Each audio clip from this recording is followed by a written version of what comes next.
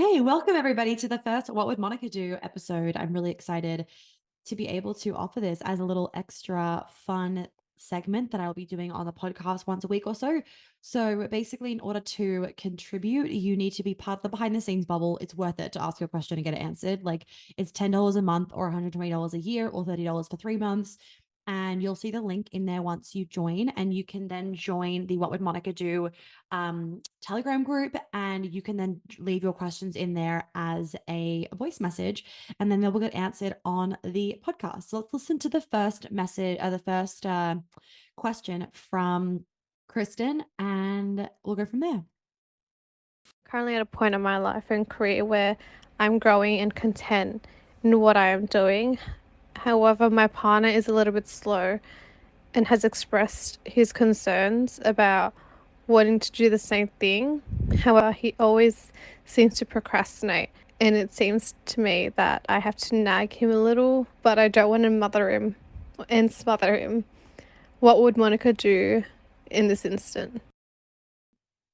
Well, I love the question, and I love that we have the awareness to not mother and smother him. So already winning there. Okay.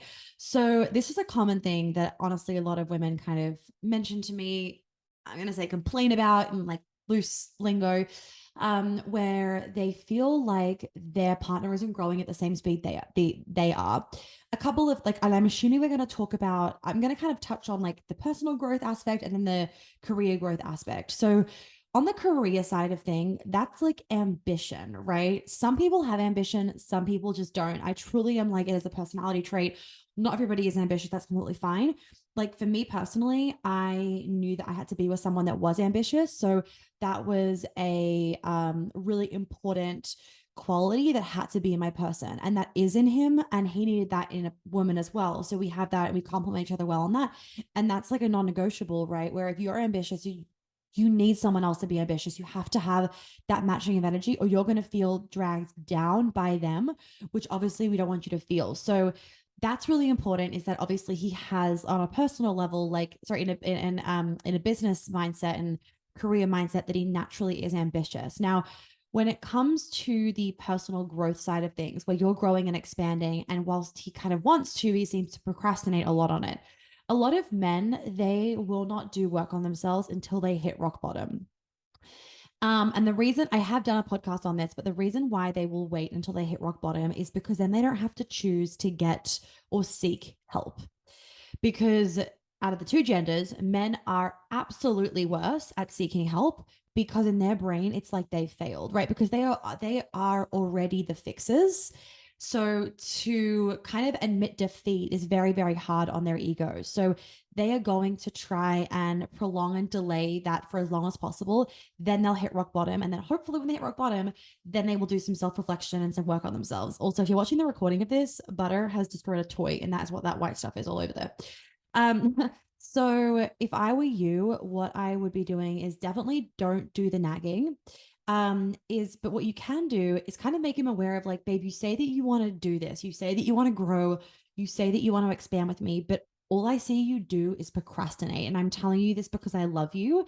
Sometimes you need to put your foot down to your partner. You really fucking do. You need to just be like, enough is enough, because you're calling them out because you love them. If you didn't actually care about them, you would just fucking leave. Like you just wouldn't care enough to give them that energy and that explanation. But when you love somebody enough, you actually want to explain, your reasoning behind things. You want to call them out on their shit so that they can be a better person, because you know that they are capable of more. You see that in the way that you love them.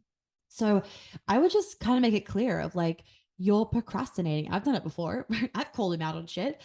He's called me out on shit plenty of times too. And that can really sting at the beginning, but you're also doing him a favor, because he might not know that he's procrastinating. Procrastination is a real fucking issue, and it really can be a trauma response. So there might be a lot underneath the procrastination that he's very blissfully unaware of. He might just think it's a bit of procrastination, whatever, I'll get over it.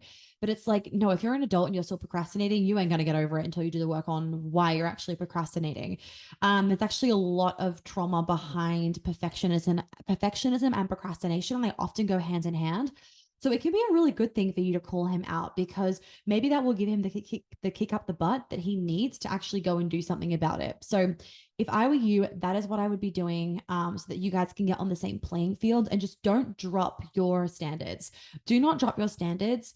You know, call him to rise up. Tell him, I want more from you. I see more in you. And like, you're not meeting me.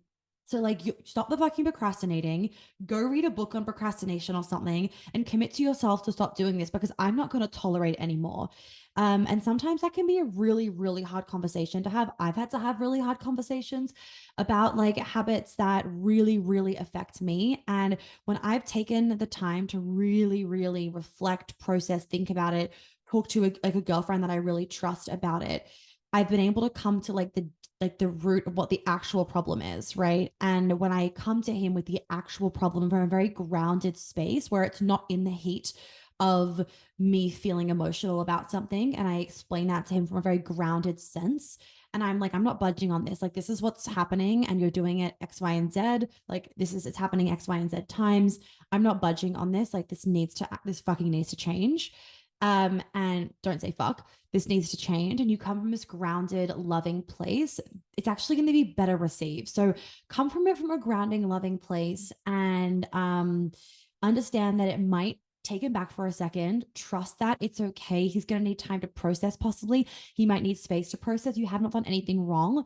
And this is where it's like, you need to trust and hold your desires very deeply within you, so that you can really back yourself when like sometimes shit's hitting the fan of like, I'm not going back on what I said, because I truly stand by it. That's so important whenever you're bringing something to anybody, really, and especially a partner, because you don't want to feel insecure and then be like, oh, sorry, sorry, sorry. It's like, no, you meant what you said, right? So that is what Monica would do. Thank you so much for your question, Kirsten. And ladies, please make sure that you are in the behind the scenes bubble, so that you can ask questions for some of the future What Would Monica Do's, because I will answer every single one of them 100%. I'm not picking and choosing, I'm answering all of them. So please make sure that you do that, and make sure that you're following me on Instagram, and that you've read the latest issue of the magazine for all of the juicy information and free content.